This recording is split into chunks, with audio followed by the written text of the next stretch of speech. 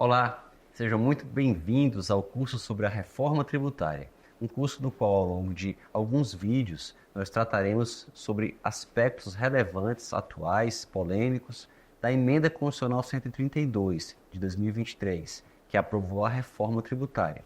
Nós vamos tratar de todos os aspectos constitucionais da reforma. Nesse primeiro vídeo introdutório, nós podemos começar refletindo sobre o que é uma reforma, para que reformar o sistema tributário e o que foi que, em linhas muito gerais, a emenda 132 fez, para que a gente tenha um apanhado geral do que foi feito na reforma e nos vídeos seguintes possamos começar a tratar de aspectos específicos dela. Então, em primeiro lugar, reforma tributária é qualquer alteração na legislação tributária. Nesse sentido, ela está sendo alterada o tempo todo. Todos os dias nós temos alguma modificação em alguma norma estadual, federal, municipal, de algum lugar, alterando algum tributo. Mas quando se fala reforma tributária, no sentido estrito, nós estamos falando de uma alteração central, fundamental, essencial no sistema. E geralmente uma alteração que se faz na Constituição. Porque é na Constituição que estão as principais balizas do sistema tributário. E aí temos que refletir também uma outra coisa. Para que reformar? Reformar significa mudar. E a mudança pode ser para melhor, mas pode ser para pior. E pode ser uma mudança também irrelevante. Então, quando a gente fala de mudança, a gente tem que pensar o que está ruim, o que é insatisfatório, o que é deficiente, para que isso seja corrigido, seja alterado. Quais são os principais defeitos que se apontam se a gente fizer uma pesquisa, ouvir pessoas, não só especialistas, mas os contribuintes, as pessoas que no dia a dia pagam os seus tributos, o que elas dizem do sistema tributário brasileiro e quais seriam os seus principais defeitos. Os dois pontos que geralmente aparecem nessas reflexões ou nesses questionamentos sobre a reforma tributária são complexidade e onerosidade. O sistema tributário brasileiro é complexo, é difícil de entender, é difícil de não só entender a legislação, como de cumprir as obrigações tributárias, de cumprir a burocracia, muito formulário, são muitos formulários, são muitas informações a serem prestadas aos fiscos, estadual, municipal e federal. Então, é muito complexo, tanto entender normativamente, teoricamente, entender a legislação, como é também difícil, na prática, cumprir essa legislação. Esse é um defeito. O outro defeito é a onerosidade. O sistema tributário é muito pesado, se pagam muitos tributos e os tributos são muito altos. E às vezes, quando se questiona o sistema tributário, também se diz que ele é injusto. Então ele é complexo, ele é pesado e ele é injusto. Injusto porque ele termina pesando mais sobre pessoas que não têm tanta capacidade para contribuir e ele termina sendo leve ou até não tendo peso algum sobre pessoas que têm muita capacidade para contribuir. Então, em síntese, esses seriam os três principais defeitos. E isso já nos faz refletir um pouco sobre realmente a utilidade da reforma tributária que nós assistimos, que começou a acontecer com a emenda 132, para corrigir esses problemas. Por quê? Porque a onerosidade de um sistema decorre basicamente das alíquotas dos tributos. O que são as alíquotas? As alíquotas são os percentuais, podem ser também valores fixos que variam por peso, por unidade de medida, por litro, quando são alíquotas específicas. Mas, em geral, em regra, as alíquotas são ad valorem, são um pedaço do valor, é um percentual do valor. Então, quando se fala, o meu IPTU é 1%, é 1,5%, o imposto de renda que eu paguei foi 27,5%, o valor do IPVA é 2%, esses percentuais são as alíquotas. Então, o que torna um sistema oneroso são as alíquotas. E onde estão as alíquotas? Onde é que elas estão fixadas? Onde é que elas estão determinadas? Não é na Constituição, é nas leis dos estados, dos municípios e da União.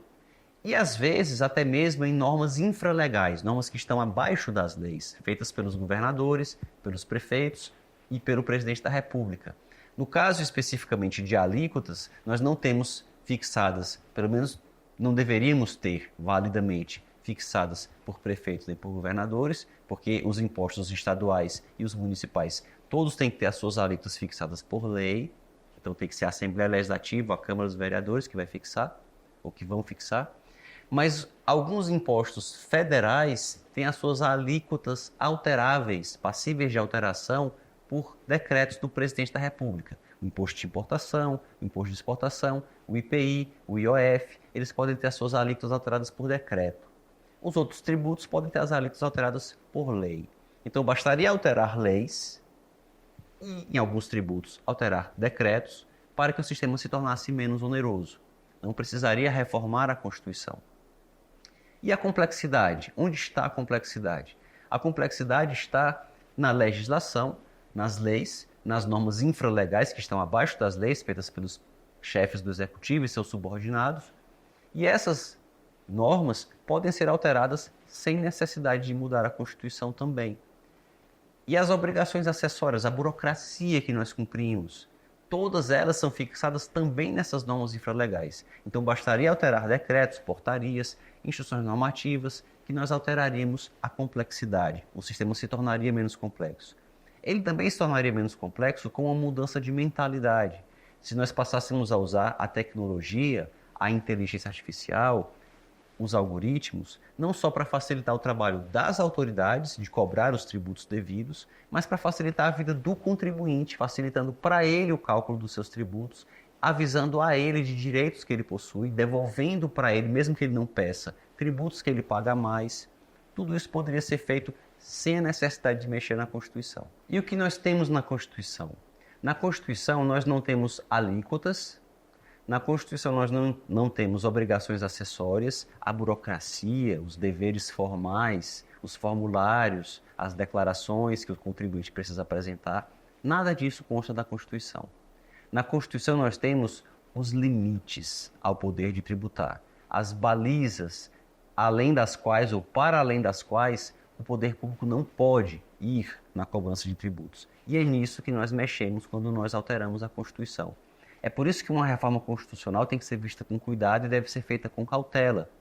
No caso da reforma tributária, talvez não tenha havido todo esse cuidado e toda essa cautela, principalmente na parte final. A PEC 45, que deu origem à emenda 132, ela foi iniciada em 2019, portanto ela tramitou por muito tempo, só que ela passou muito tempo parada, muito tempo esquecida e no final, a toque de caixa, ela foi muito rapidamente aprovada.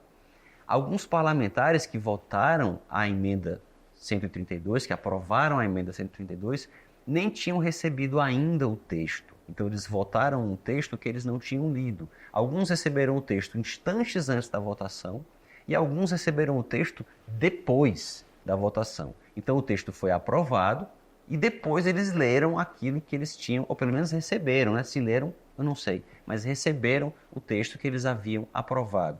Então, essa forma de aprovação pode não ter sido a mais adequada e não ter tido o devido e necessário debate. Mas o que a reforma basicamente mudou? Dizendo aqui em linhas muito gerais, fazendo um apanhado bastante amplo do que fez a reforma e aspectos que os próximos vídeos aprofundarão de maneira mais específica os principais deles. Então, a reforma em linhas muito gerais, ela alterou a tributação sobre o consumo.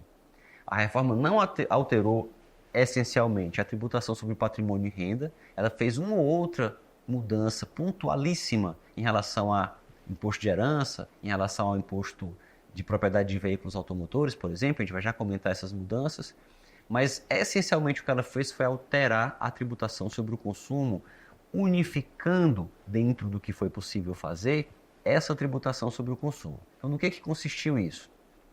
Nós temos atualmente 3 impostos que compõem o que em outros países se conhece por IVA, a tributação sobre o valor agregado de produtos e serviços.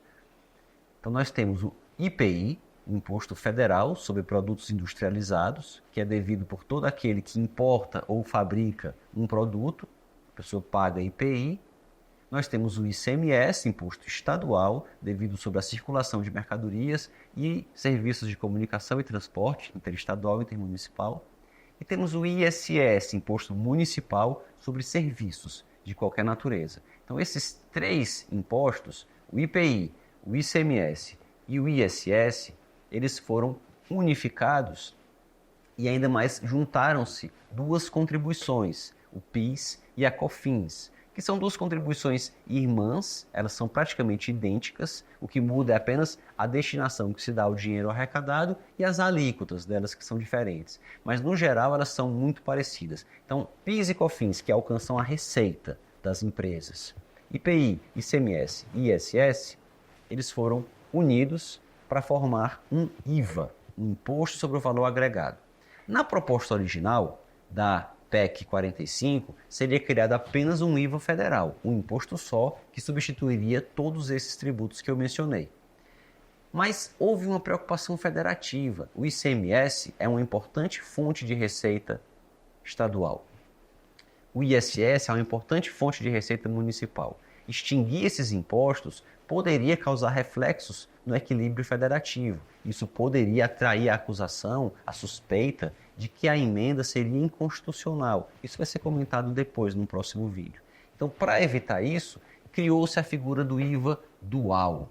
Criou-se a Contribuição sobre Bens e Serviços, CBS, que substitui PIS e COFINS, e substitui também um pedaço do IPI, uma parte do que hoje faz o IPI, passa a ser feito pela CBS. Então, o CBS substitui em parte o IPI, o PIS e a COFINS, e temos o IBS, que é o Imposto de Competência Compartilhada de Estados e Municípios, e ele substitui o ICMS, o ISS desses dois entes federativos. A outra parte do IPI, que como mencionei, uma parte dele é substituída pela CBS, a outra parte ganhou ou é substituída por um imposto seletivo.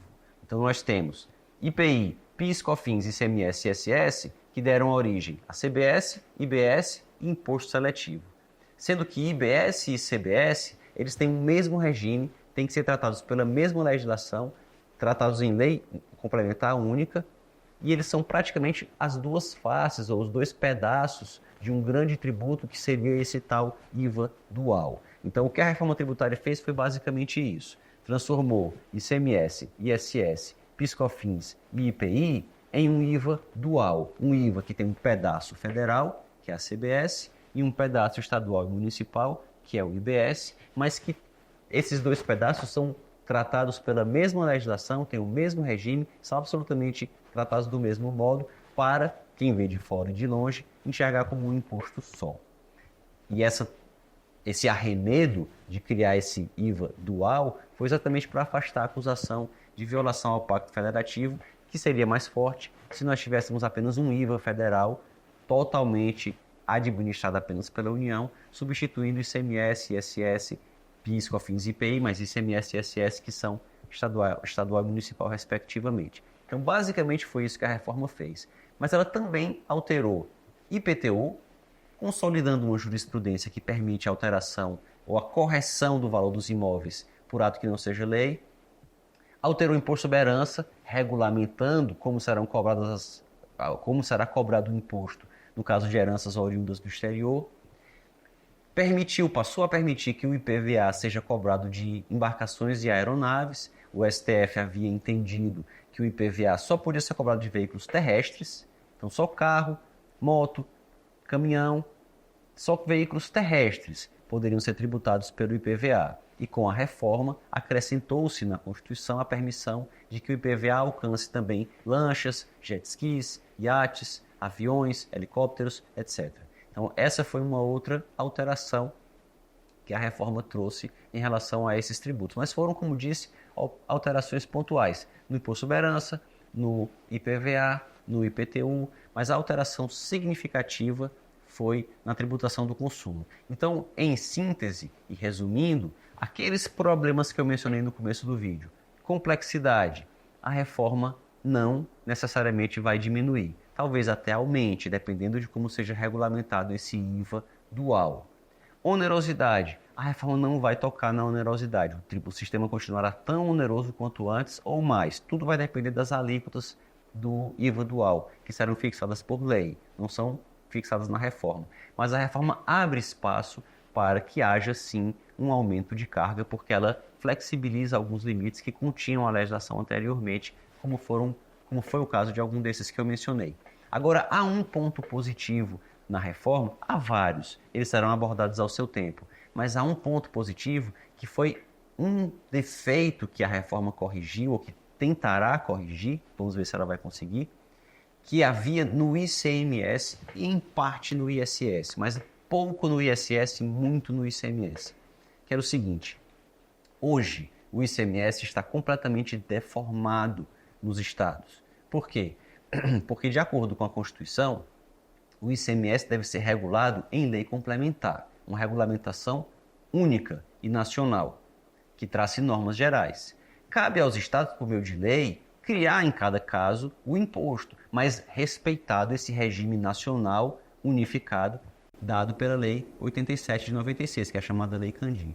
Mas o que aconteceu na prática? Na prática, as leis estaduais, e o caso do estado do Ceará é um exemplo emblemático, mas todos os estados fizeram isso, as leis estaduais delegam ao Poder Executivo a competência para, por regulamento, tratar do imposto da maneira que quiser, inclusive fazendo acordos com setores da economia ou mesmo individualmente com cada contribuinte para definir como aquele contribuinte pagará o seu imposto. Então o ICMS nos estados não é cobrado de acordo com a lei Candir, nacionalmente o mesmo regime. O ICMS é cobrado de acordo com o acordo que cada contribuinte fez com o seu secretário de Fazenda ou com o seu governador.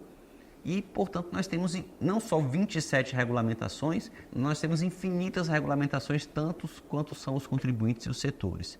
Isso tudo sob a complacência do Poder Judiciário. Então, esse abuso na competência para legislar sobre o imposto, que o legislador estadual delegou para os governadores e que trouxe toda essa confusão, trouxe toda a guerra fiscal e uma série de aspectos que serão comentados em vídeos futuros, isso será remediado com a reforma, porque o IBS, que substitui o ICMS, terá legislação simplificada, unificada em lei complementar nacional. Então, tira-se do governador ou das assembleias legislativas a capacidade de legislar sobre o imposto, o que pode ter um lado ruim, porque viola o princípio federativo, porque tira a autonomia, mas essa autonomia vinha sendo muito mal exercitada e por isso é que a reforma aconteceu. Então, esses aspectos serão abordados em vídeos subsequentes. Convido-os a assistirem todos e aproveitar aqui o que temos para debater sobre um tão instigante tema. Até os próximos vídeos.